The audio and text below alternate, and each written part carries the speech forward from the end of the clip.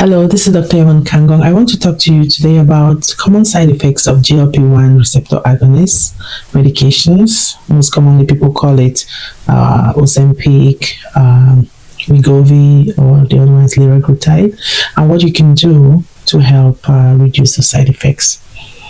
So the most common people who come in my practice to talk about, and also in the research, is the nausea. We call them the GI side effect, which is the nausea.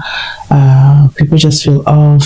Some also have diarrhea. Some have the constipation, and some would say they just feel funny in their gut, right? And a lot of them would say they notice that a little bit more when you're going up on the dose, because most of those medications, the GLP-1, we usually start like low dose, take it for 4 weeks, and then go up for another 4 weeks, go up to another 4 weeks until we get to the maximum dose. But while we're doing that, we're also monitoring the weight loss, or the weight, how it progresses. And if the side effect is usually worst, like somebody cannot continue taking something if the side effects is usually really worse. Some people, if they can function, we might have to switch to another class of medication. But what I tell people is, and also the research has shown, is to make sure you have small, frequent meals. So not skipping, not staying for a very, very long time before eating, because the medication is in your system.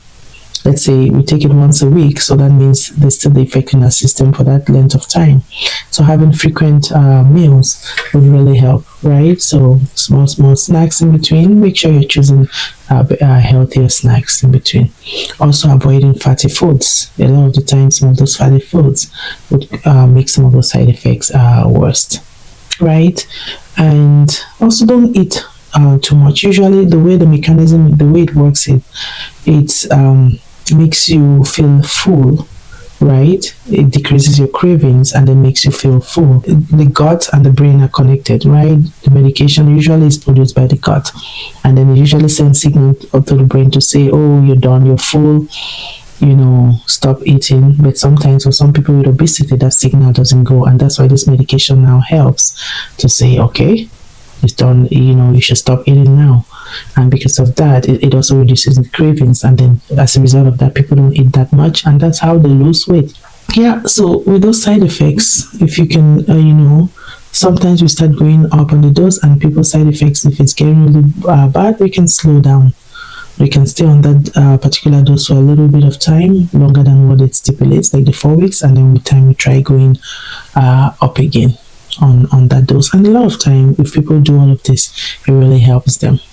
I also just want to highlight that people should not just depend solely on the medication, right? We all know lifestyle, which is healthy eating, exercise, and contributes to probably about 3 to 5% of weight loss, right?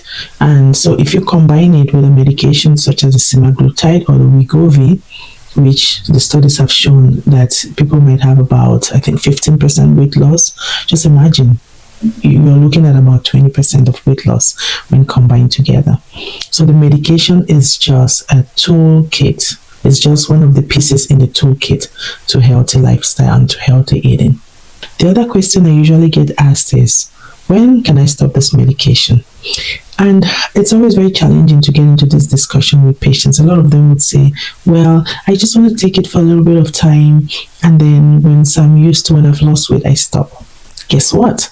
This medication is what is helping you lose the weight. So what do you think would happen when you stop it? Of course, you're going to gain the weight back, right? Because our bodies always try to help us, to prevent us from dying of starvation. So when you lose the weight, the body feels like you're in a state of stress.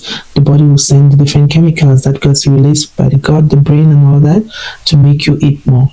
Your metabolism will slow down, and all that will contribute to weight gain. And remember, obesity is a chronic medical condition.